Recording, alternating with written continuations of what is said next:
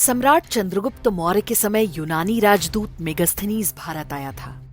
उसने यहां जो कुछ भी देखा उस पर एक पुस्तक लिखी जिसका नाम था इंडिका। मेगस्थनीज भारत को देखकर आश्चर्यचकित था।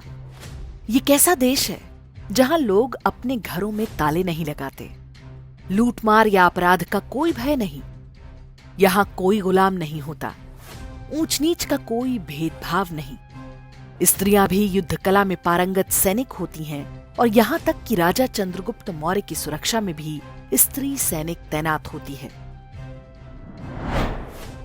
मेगस्थनीज के लेखन को प्राचीन भारत का सबसे प्रामाणिक वर्णन माना जाता है। वो आज से लगभग 2300-2400 वर्ष पहले की बात थी। वो सनातन मूल्यों वाला युग था। मतभेद और मनमुटाव तब भी होते थे, लेकिन सब कुछ मर्यादाओं में बंधा हुआ। शांति हो या युद्ध, सबके नियम और नीतियां। थोड़े बहुत उतार चढ़ावों के साथ लगभग यही स्थिति अगले 1000 वर्ष तक बनी रही। तभी अरब के रेगिस्तान में आसुरी मजहबों ने सिर उठाना आरंभ किया। लूटमार उनका पेशा था। स्वाभाविक रूप से उनकी दृष्टि सबसे पहले भारत की ओर पड़ी, जहां सभ्यता अपने उत्कर्ष काल में थी। भारतीय समाज में हर वो विशेषता थी जो आज की शासन व्यवस्थाओं के लिए एक कल्पना मात्र है। इस्लामी आक्रमणकारी आए तो प्राचीन भारत का वो खुला हुआ समाज स्वयं को सिकोड़ने लगा। समाज और नैतिकता के नियम भी बदलने लगे। इस समय तक भारतीय राजा आक्रमणकारी शत्रु को भी क्षमा कर देते थे। ऐसी ढेरों कथाएं हमारे इतिहास में भरी पड़ी हैं। लेकिन पहली बार भारतीय समाज ने देखा कि युद्ध में हार का अर्थ संपूर्ण विध्वंस, नरसंहार, स्त्रियों और बच्चों के साथ बर्बरता है। परिणाम, घरों पर ताले लगने लगे, महिलाएं पर्दे और घर की चार दीवारी में बंद की जाने लगी। स्त्रियों को विधर्मी असुरों से बचाना समाज की प्राथमिकता बन गई। संक्रमण के उस काल में समाज ऊंच नीच, भेदभाव जैसी कई अन्य बीमारियों की भी चपेट में आ गया।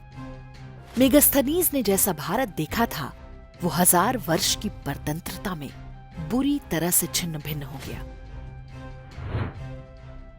जिन अब्राहमिक शक्तियों ने हमें इस स्थिति में पहुंचाया, अब वही बताने लगे कि भारत में महिलाओं को घूंघट में रखा जाता है। महिलाओं को घर से बाहर जाने की स्वतंत्रता नहीं होती, महिलाओं के साथ बराबरी का व्यवहार नहीं होता और बेटियों को पैदा होते ही मार दिया जाता है। जिन आक्रमणकारियों के कारण हमारे समाज में विकृतियां आईं, अब वो ही हमें कलंकित करने का प्रयास करने लगे। पहले अंग्रेजों ने ये काम किया। स्वतंत्रता के बाद कांग्रेस द्वारा नियुक्त मदरसा छाप शिक्षा मंत्रियों और वामपंथी इतिहासकारों ने इस अभियान को आगे बढ़ाया। भारत हजारों वर्ष पुरानी किंतु जीवंत सभ्यता है। हमारा समाज समय और परिस्थितियों के अनुसार स्वयं को परिष्कृत और परिशोधित करता रहता है। हम अब्राहमिक मजहबों की तरह किसी आसमानी किताब के गुलाम नहीं हैं। परतंत्रता के काल में भारतीय समाज और धर्म में जो विकृतियां आईं, उनमें से कई समाप्त हो चुकी हैं। जो बची हैं वो भी समय के साथ अवसान की ओर हैं। आज हिंदू समाज में बहुत खुलापन आया है। महिलाओं का जितना सशक्तिकरण हिंदुओं में हुआ है, उसकी कल्पना किसी अन्य मजहब में नहीं की जा सकती। चिंता इस बात की है कि उस प्रक्रिया को रोकने का प्रयास हो रहा है। हिंदुओं के विरुद्ध मजहबी हिंसा उसी प्रयास का हिस्सा है। जब कोई हिंदू लड़की लव जिहाद जैसे षड्यंत्र का शिकार बनाई जाती है, तो एक समाज के रूप में हम अपना आक्रोश प्रकट करते हैं। लेकिन इस बात पर विचार नहीं होता कि करोड़ों बेटियों के माता पिता और अभिभावकों पर ऐसी घटनाओं का क्या प्रभाव पड़ता होगा। क्या ये वही परिस्थिति नहीं है जैसी भारत पर इस्लामी आक्रमण के समय उत्पन्न हुई होगी? क्या इस बात की आशंका नहीं है कि ऐसी घटनाओं से डरकर लड़कियों के माता पिता उन पर बंदिशें लगाना आरंभ कर देंगे? वास्तव में ये एक तरह का कुचक्र है। हिंदू समाज ने बीते वर्षों में जो सामाजिक रूढ़ियां तोड़ी हैं, उन्हें फिर से हम पर थोपने का प्रयास किया जा रहा है।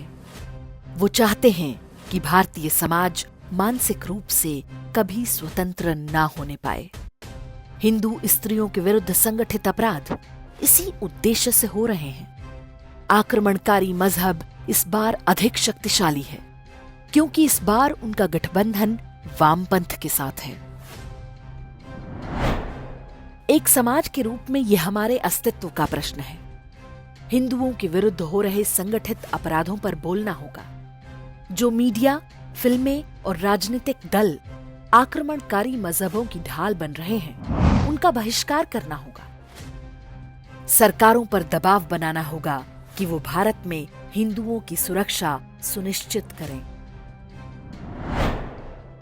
भारत हिंदू राष्ट्र है, हिंदू बहुसंख्यक हैं। विश्व के किसी भी देश में कोई बहुसंख्यक समाज स्वयं पर अल्पसंख्यकों के हमले कभी सहन नहीं करता। कम से कम उन अल्पसंख्यकों के हमले तो कदापि नहीं जिन्होंने हमें गुलाम बनाया और आज भी हमारे देश और धर्म के विरुद्ध षड्यंत्र रच रहे हैं।